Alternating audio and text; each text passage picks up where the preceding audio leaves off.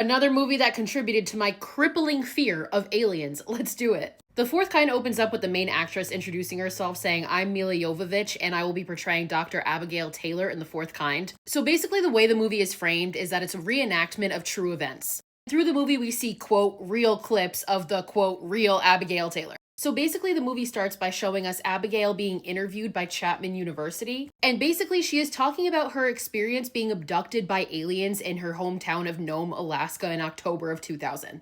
Through reenactments, we see that in August of the same year, Abby's husband Will was murdered in their bed right next to her. She says that he was stabbed to death and they still haven't found his murderer. This has left Abby to raise their two children, Ashley, who has gone legally blind since her father's murder, and her son Ronnie by herself. So Abby is trying to get past the loss of her husband, and we see that she's a psychologist and she does hypnotherapy. She notices something strange when all of her clients start to tell this story of seeing this white owl outside of their house at 3 o'clock in the morning and waking up to it.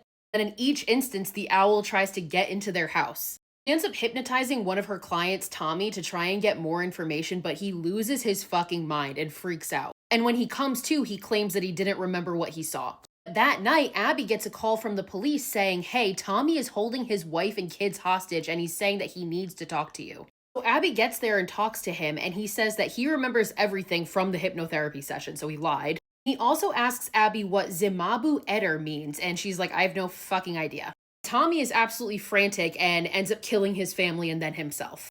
Abby's really freaked out, and she starts to suspect that her clients are being visited by aliens. And then she starts to believe that she might be a victim herself because she finds this tape recording of a recording of her, and it sounds like somebody's breaking into her house and attacking her. And whoever this person is has this deep guttural voice and is speaking a language Abby does not know, and she has no memory of this happening. Abby starts to tell her colleague Abel about this, and he thinks she's just fucking crazy. He doesn't believe it at all. So Abby ends up calling this guy Dr. Odusami, who specializes in ancient languages. He listens to her tape and deciphers that this language that is being spoken is Sumerian, which is the oldest known language and nobody speaks it anymore. Abby has another client named Scott who is getting increasingly more concerned about the shit that's happening to him. He tells Abby about them, but he can't remember anything about them, so he asks Abby to hypnotize him so he can remember.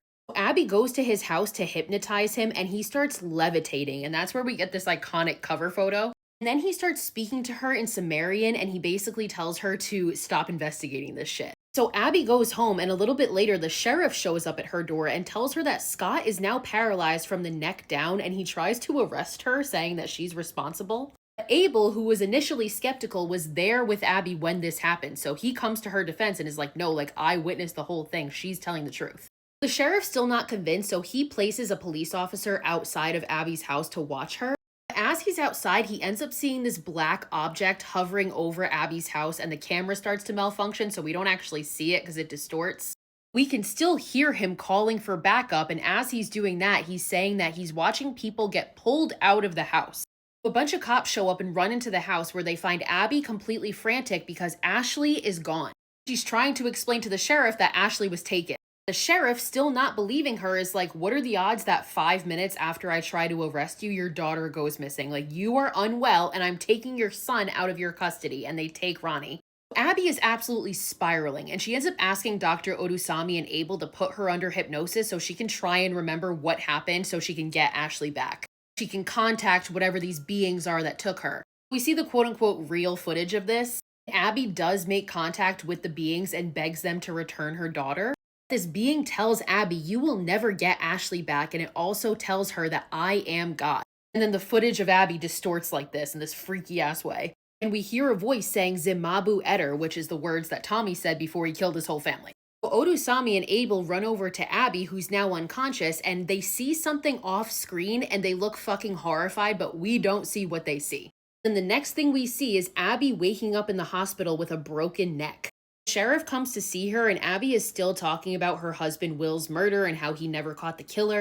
The sheriff is like, "Yeah, because Will was the killer, Abby. He committed suicide and you just created this murder in your head to cope with it." That's the end of the reenactment portion. So then we cut back to the quote-unquote real Abby. She's explaining how after that hypnosis session, her, Odusami, and Abel were all abducted by aliens and they don't remember a thing. And the interviewer is basically like, okay, well, you were proven to be delusional about your husband's death. Like, he did indeed commit suicide. So, how is anybody supposed to believe that what you're saying is real? And that you didn't just hallucinate all this shit, too? Which Abby responds, because my daughter's actually missing. It turns out Ashley has still not been found.